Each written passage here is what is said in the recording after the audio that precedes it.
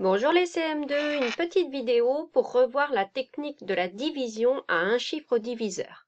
Alors tout d'abord, il faut vraiment que tu aies le vocabulaire en ce qui concerne la division. Le nombre qui est ici et qu'on va diviser par 3, ce nombre s'appelle le dividende. Donc ça, il faut bien connaître.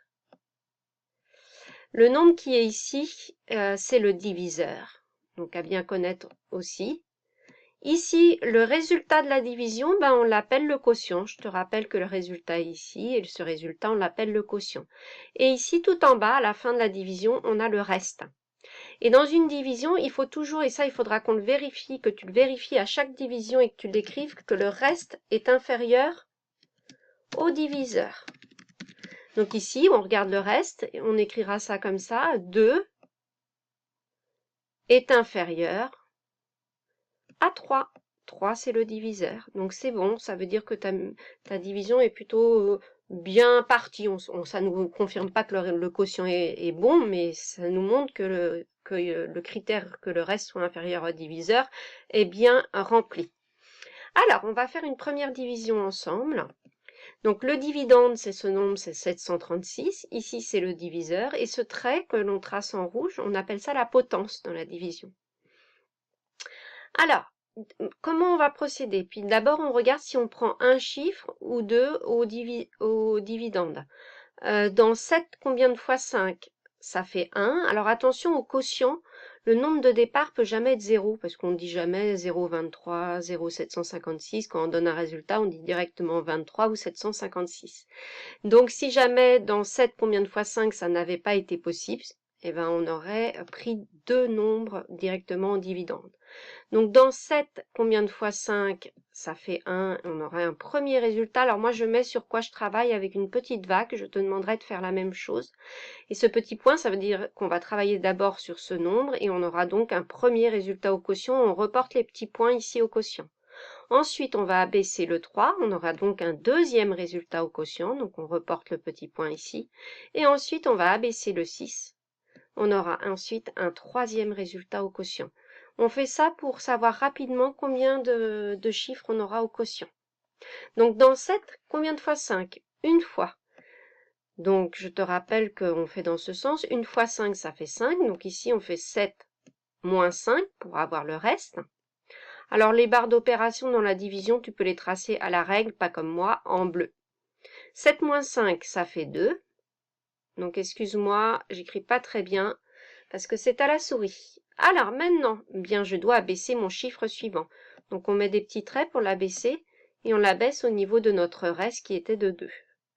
Donc maintenant je mets de nouveau sur quoi je travaille. Je ne travaille pas simplement sur le 3 mais sur 23. Donc je mets une petite vague pour dire sur quoi je travaille. Dans 23, combien de fois 5? Alors j'essaye, 6 fois 5 ça fait 30, on est trop. 5 fois 5, 25, on est encore trop. Donc c'est 4 fois 5, 20. Donc je te rappelle, hein, dans ce sens-là, on fait 4 fois 5, ça fait 20. Donc ici, on fait moins 20 pour avoir le reste. Voilà, donc j'aligne bien les chiffres. Hein. Là, il y aura un chiffre dans chaque carreau sur ton cahier. Je trace ma barre d'opération à la règle. Et puis, je fais ma soustraction. 3 moins 0, ça fait 3. Et dans les dizaines, 2 moins 2, ça fait 0. Maintenant, je vais devoir abaisser mon 6 au niveau du 3. Je mets des petits traits pour montrer que je l'abaisse. Je travaille maintenant sur le 36, donc je mets toujours une petite vague pour dire sur quoi je travaille. Dans 36, combien de fois 5? 7 fois 5, 35, c'est pas mal, on est juste en dessous. J'essaye toujours au-dessus pour vérifier. 8 fois 5, 40, ça va pas. Donc 7 fois. 7 fois, donc dans ce sens-là, 7 fois 5, ça fait 35. Donc j'écris 35.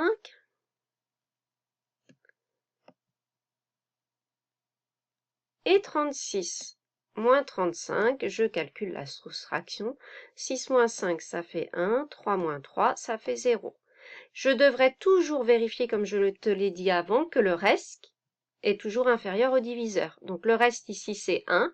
Donc on l'écrira toujours comme ça en dessous le quotient. est inférieur au diviseur qui est 5. Donc ma division semble bonne. Ce n'est pas une preuve formelle, mais elle semble bonne. A priori, on n'a pas fait d'erreur. Allez, je te montre encore un autre cas. Maintenant, on va diviser 6318 par 9. Alors, je démarre, je me demande si je dois prendre un chiffre au dividende ou deux. Donc, je teste. Dans 6, combien de fois 9? Ah bah c'est 0 fois. Et ça, je n'ai pas le droit. Je te le mets, mais quand on a un résultat, par exemple, si on trouvait 0,126, un nombre ne commence jamais par un 0 au quotient. Jamais. Pas de 0 pour démarrer. Donc, j'efface, c'est pas bon. Donc, dans 6, combien de fois 9? C'est 0 fois, donc je ne peux pas prendre juste le 6. Donc, je fais dans 63. Ça sera mon premier résultat au quotient. C'est pour ça que je mets un petit point au quotient. Je le mets ici et je le reporte ici. Je vais ensuite abaisser ce chiffre et j'aurai donc un deuxième chiffre au quotient comme résultat. Les petits points sont pas beaux, excuse-moi. Et ensuite, j'abaisserai ce chiffre. J'aurai donc un troisième résultat au quotient. Alors toi, tu dois faire des petits points discrets, hein, pas des gros pâtés comme moi. Allez, on y va, on démarre. Dans 63, combien de fois 9? 9 fois 6, 54, ça va pas. 9 fois 7, 63. Oh bah tiens, c'est pas mal ça. 9 fois 7, 63. Donc ici, j'écris moins 63. Alors, il faut bien connaître ces tables, hein, donc ça, je te demanderai de les revoir. Donc 63 moins 63, eh bien, ça fait 0. Là, c'est 3 moins 3, 0, 6 moins 6, 0. J'abaisse mon 1. Donc, normalement, on ne fait pas des petits points, mais des petits traits. Le 1 ici. Je vais travailler juste sur ce 1, ou sur 0,1. Donc, je mets ma petite vague. Dans 1, combien de fois 9? Ah bah, c'est pas une fois, parce qu'une fois 9, ça fait 9. Donc, c'est 0 fois. Dans 1, combien de fois 9? 0 fois. 0, donc là, j'ai le droit d'écrire un 0 parce qu'il est en plein milieu du quotient. Le 0, il peut être au milieu ou à la fin, mais jamais au début. Donc, dans 1, combien de fois 9? 0. 0 fois 9, ça fait 0. Donc, je fais moins 0. Et puis là, on s'aperçoit que 1 moins 0, ça fait 1. Maintenant, j'abaisse mon 8 au niveau du reste que je viens de trouver qui est de 1. Donc, je ne vais pas travailler que sur le 8, mais sur le 18. Donc là, j'écris dans 18, combien de fois 9? 2 fois. 2 fois 9, 18. Donc là, je fais moins 18, puisque je viens de trouver 18.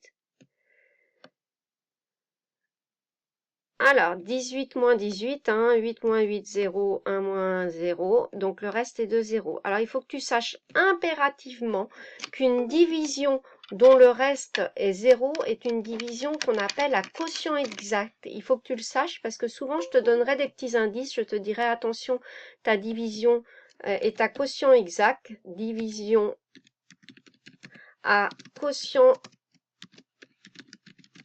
Ah, j'ai oublié le U de quotient, dis donc, Madame Ribert. À quotient exact. Donc, en fait, moi, je l'appellerais division à QE.